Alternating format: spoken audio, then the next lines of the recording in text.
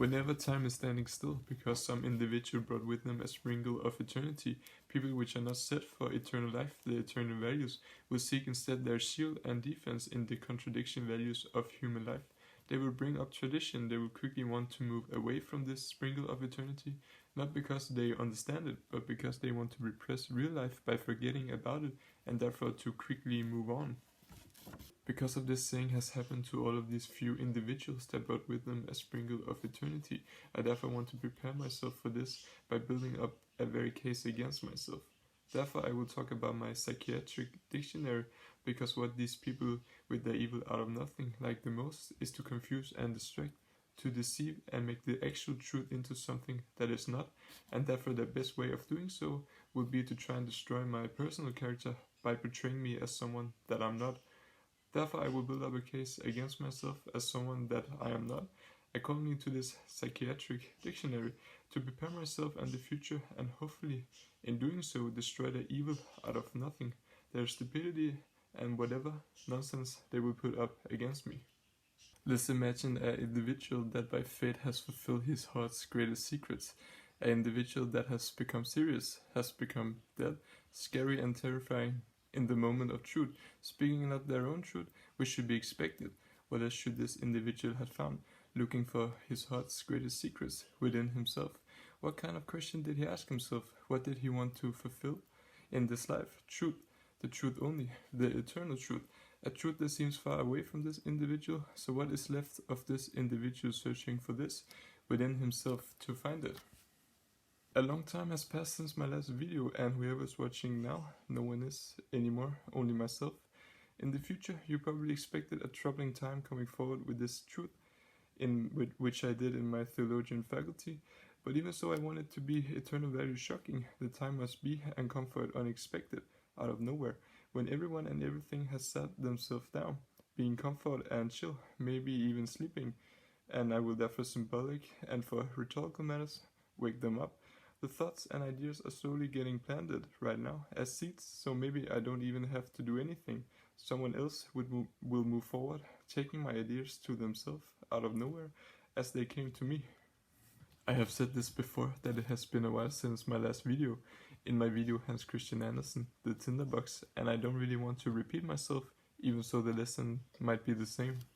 So what does this lesson has to do with uncertainty? Does uncertainty has to hurt you? Love makes you feel alive, makes you hungry for being, makes you calm and certain in its possibilities.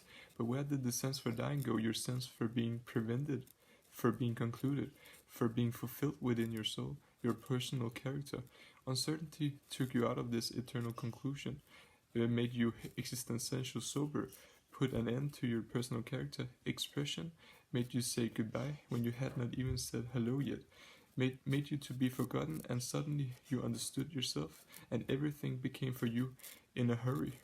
Not uncertainty this kind in nothingness, to prevent the soul to collapse for being confused bored, to create your own sorrow, your own mistress, because you're in a lack of meaning and challenge for the soul, but because uncertainty made you to be forgotten, to make you to be in a hurry, to make you not to be able to fulfill yourself, your personal character, for you to say goodbye when you haven't even said hello yet. What else could hurt more? May God be with me, make me to be fulfilled, to show my conclusion in my soul. I know God is with me, therefore every video will seem like my last, yet I was already concluded. Can I show it, this overall thought result?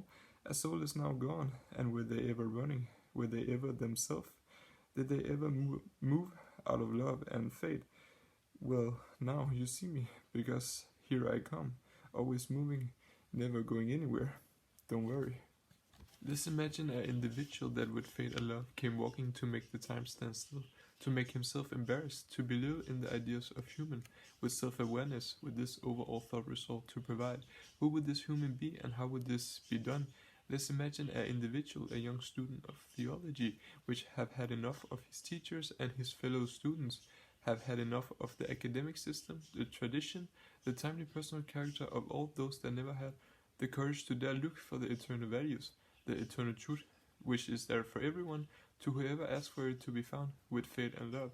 Let's imagine an individual that brought with him 2 pages of faith and love for the priest to whoever dared to understand the truth as it was giving him within him. To make a distinction between the theologian and the priest, how would we make a personal character understanding of this individual from his writing, his speaking, his way of truth? In other words, what would be wrong with this individual? This is what we are going to find out with a standing ground from reading a psychiatric dictionary from 1970, a third edition of this kind. So you might want to ask or wonder why my standing ground is not from a time of mine. The direct truth is this, that this psychiatric dictionary that I already have, and I have already been reading it, so therefore why not start with this one? In a different occasion I would like to make connections with Ronald D. Lang, the anti-psychiatry movement and schizophrenia, to go a little further back and to be present in my time, to see how this tradition developed and is developing and so on. And also take a look at Schwitz's psychiatric study of Jesus. Was he also schizophrenic like Socrates and Mr. Kigo? And was Socrates and Mr. Kigo even schizophrenic? When this occasion will occur, I will bring back Ronald D. Lang's work, The Facts of Life, as we have been talking about before in Book Review 3, and therefore move a little forward from taking with us these thoughts. Let's imagine this individual, 451 different kinds of terminologically pronunciations, some leaning in the same direction, others elsewhere. Most of these, if not all, can be turned around, as anything else in this life, and therefore mean something good and something bad. Few of these could be entirely good for this kind of individual. Some of these might even been taken into consideration by this kind of individual as a way of doing this as a person, of how it should be written, and of how people should or would react to it, and so on. A little amount of this terminology would I consider to be unsettled, in a lack of being fully direct, not entirely as a concept, but in their cohesion in being one.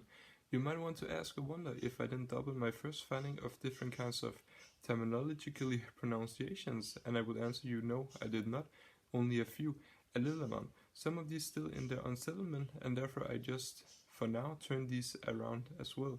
And why did I do this? I can sense you are frustrated watching from a different time, and the one and only from this time wants to move away from this as well. But I must say, in their unsettlement, in their able to be turned around, this personal character is still free, will always be free, regardless of their settlement, and for them not to be able to be turned around. In other words, do exact this and it wouldn't matter. Their settlement is not from an overall thought result, but from a lack of it. So let's now move further to some examples while we are still imagining this individual being truly present in his theologian faculty, handing out papers, putting them on the billboards, and so on, wants to fight for the priest. What would be wrong with this individual? First, he's writing as it stands in the papers, because this will be for the many their first meeting with this eternal truth. The writing as it stands in the papers, not as it will come to show within this individual providing it, might stand as being pure schizophrenic, to have a schizophrenic flow, or to be simply stupid, not to follow, not to understand the grammar rules, too long sentences, interposed sentences, lack of period and wrong put commas, and being way too indirect and so on, writing almost like a kid. So would this kind of individual alone from their writing style to be considered as schizophrenic?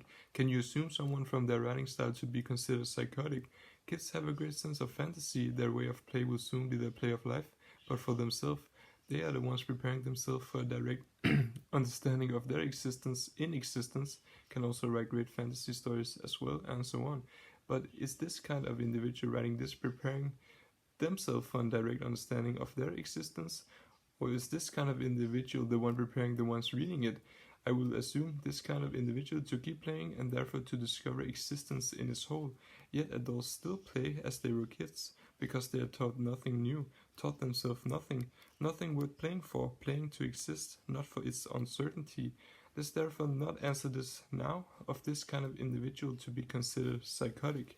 So if this kind of individual is not psychotic alone from his writing, what about neurosis and other characteristics of this writing that could indicate a beginning of or already present medical disorder? Some of these might have their root in the personal character and not from the writing style alone, which overall was schizophrenic, having a schizophrenic flow. But let's now try to distinguish between and focus on what is written and not how it is written. So who does this person think that they are, wanting to make a distinction between the theologian and the priest? talking little of the traditions, students and teachers, and so on. This kind of individual might be childish in a lack of intellectual development. This kind of individual might be thinking too high of themselves, acting to be a certain way, faking who they really are, trying to be something that they are not, being truly manic, living in an illusion far away from reality. This kind of individual might be writing about something completely else, a indirectly between the lines trauma, where this writing and expression of the personal character serve as therapy for the soul. The perception could be wrong, actions triggered from an earlier hurtful situation, where this situation would be a misunderstanding of the actions triggered. This kind of individual might be too influenced by their fellow students, too little influenced by their fellow students, being too much an individual, being too little an individual, having too much will, having too little will, have been thinking too much about it, have been thinking too little about it, being too scared to say what is really on their mind, being too little scared to say what is really on their mind, being scared of death and therefore quickly want to speak up their mind, being not scared of death and therefore taking their time speaking up their mind, being too reserved and absolute in their thinking, being too free and swerving in their thinking, being way too energetic, truly manic, being way too little energetic, truly depressed, being on purpose forgetting to regress to an overall truth, being remembering too much unnecessary truth for their creation of an overall truth, to be present a lot to be free of their angst, because angst to control over their excitement, to be present a lot to feel angst, because a lack of angst took little control over their excitement and therefore life became boring, having too much character strength, having too little character strength, being uncertain affect impulsive matter in a lack of eternal truth, being an eternal truth in a lack of situational moments in time. The language is too indirect, the language is too direct. This kind of individual might be emotional situation unaware. Is this to be laughed over or to be cried over? Is this writing actually going to make it better for the priest, or is it actually going to make it worse? We will definitely assume that this kind of individual already have a mental disorder, which we have been looking for, and if not, this is then definitely the beginning of one. So how am I feeling after thinking about how to make this video, reading all of this and writing all of this, all of these many pages right here from the book? What would I think of this kind of individual I might soon become? Well, was this kind of individual not absolute before, perhaps being in the act of doing? Well, since I might soon become this kind of individual and I feel tired from making this video, I would then think this kind of individual would be tired as well, but not the same kind of tired as myself from making this video. I would say this kind of individual is in a longing for the eternity. I would say this kind of individual is falling in the eyes of human because love made them look embarrassing and irrational. I would say this kind of individual felt because they got fulfilled in time by exact moment of a sprinkle of eternity. Yet for me, being tired means that I can therefore suffer from everything. In heaven there is no such suffering, yet people suffer. Yet the timely eternity goes forward from what lies behind. Yet there is in its alignment with this kind of individual, if it's even possible, you're going to think, but it definitely is. No going anywhere for me, and all I feel is being tired, and good luck with that. Now we can all suffer something from everything. There is something wrong with all of us, swerving free from the mechanics. Some people sadly in a lack of faith and love for the eternity.